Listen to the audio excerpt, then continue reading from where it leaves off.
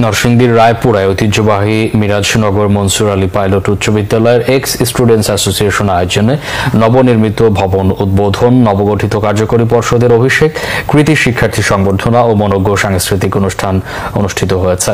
অনুষ্ঠানে প্রধান অতিথি ছিলেন বাংলাদেশ জ্বালানি ও বিদ্যুৎ গবেষণা কাউন্সিলের চেয়ারম্যান সিনিয়র সচিব মোহাম্মদ ওয়াহিদ হোসেন।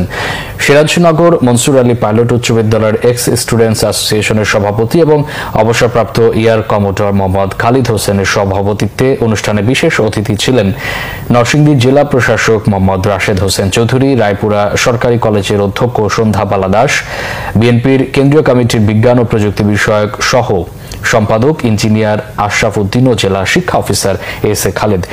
অনুষ্ঠানে 2025 সালে এসএসসি পরীক্ষায় জিপিএ 5 পাওয়া 55 মেধাবীর হাতে সম্মাননা স্মারক তুলে দেন অতিথিরা। পরে দেশ বরেণ্য শিল্পীদের পরিবেশনায় এক মনোজ্ঞ সাংস্কৃতিক অনুষ্ঠান হয়।